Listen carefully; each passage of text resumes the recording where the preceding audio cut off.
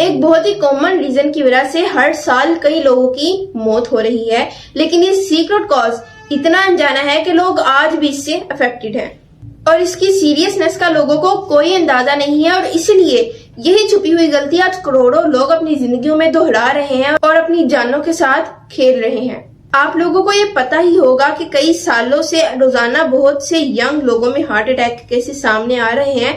In fact India में तो heart attack ही सबसे बड़ा किलर बन चुका है और 3 में से हर एक बंदे की मौत आज हार्ट अटैक की वजह से हो रही है। Just how so many young people are dying of heart attacks. Young men and women in their 20s and 30s dying. 50% of heart attacks in India occur in people below the age of 50. Why heart attacks are suddenly claiming young lives.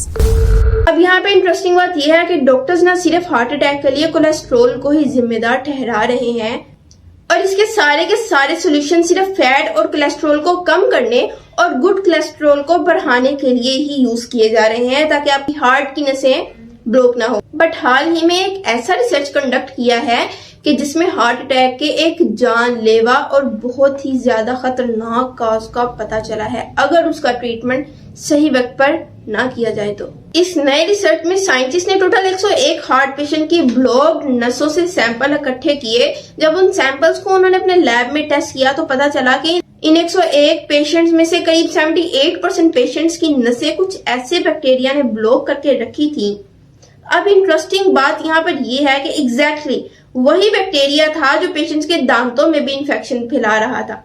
यानी कि इन 78% heart attack patients को heart attack इसीलिए नहीं आया था कि वो oily चीजें खाते थे या बैड लाइफस्टाइल या स्ट्रेस की वजह से हाई कोलेस्ट्रॉल बिल्डअप हो गया था, बल्कि शायद इसका वास्ता उनकी दांतों की हेल्थ से ज्यादा था। तो क्या इसका मतलब ये हुआ कि जो बैक्टीरिया हमारे दांतों में इन्फेक्ट कर रहा है वो हमारे दिल तक भी पहुंच रहा है और हमारे दिल को भी इन्फेक्ट कर रहा है? इन बैक्टीरिया को हमारे पेट से होकर गुजरना पड़ेगा और पेट में तो बहुत ही पावरफुल हाइड्रोक्लोरिक एसिड होता है जो सारे बैक्टीरिया को मोस्टली खत्म कर देता है। तो फिर आखिर ये कैसे पॉसिबल है?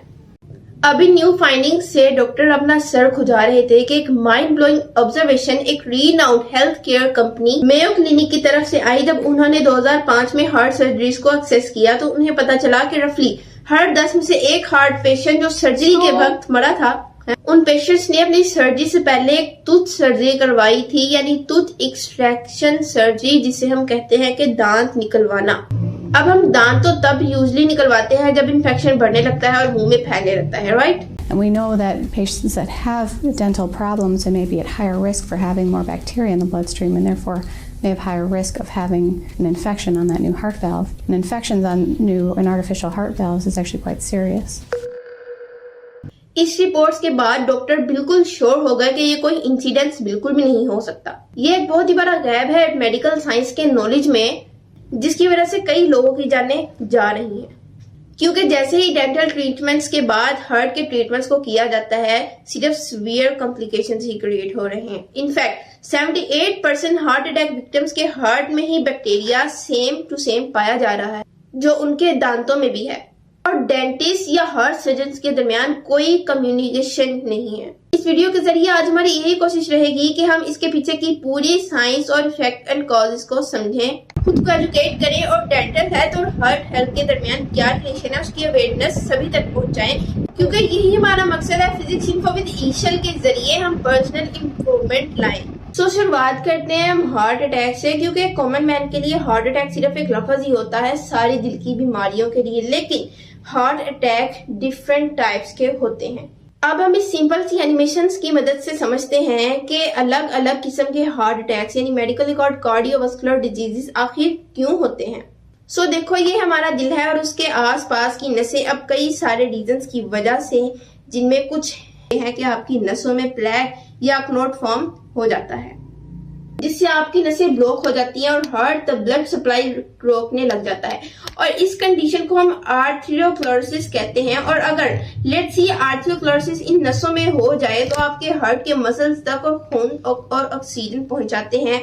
और इससे क्या होगा? ऑक्सीजन न मिलने की वजह से आपके हार्ट के मसल्स अचानक से बंद पड़ जाएंगे और आहिस्ता आहिस्ता ब्लड और ऑक्सीजन की कमी की वजह से मरने लग जाएंगे। अब जैसे ही कुछ अमाउंट ऑफ हार्ट सेल्स मरने लग जाएंगे, स्पेशली हार्ट के, तो मेन चैम्बर में लेफ्ट वर्टिकल्स इसमें पेशेंट को एक हार्ट अटैक आ जाएगा, जिसे मेडिकल जुबान में मायोकार्डियल इन्फेक्शन कहा जाता है। इस कंडीशन में अगर डॉक्टर्स ने वक्त में ही आपके इस ब्लॉकेज को निकाल दिया और आपके हार्ट मसल्स ऑक्सीजन फिर से रिस्टोर हो गया, तो शायद आपकी जान बच सकती है। और अगर लेट्स से पेशेंट अस्पताल देर से पहुंचता है और ऑक्सीजन की कमी की वजह से ज्यादा अमाउंट में हार्ट के परमानेंटली सेल्स मर जाते हैं, तो ये हार्ट फिर से रिपेयर होने के काबिल नहीं होता और इसकी पंपिंग भी सीवियरली इफेक्ट हो जाएगी। इस कंडीशन को हार्ट फेलियर कहा जाता है।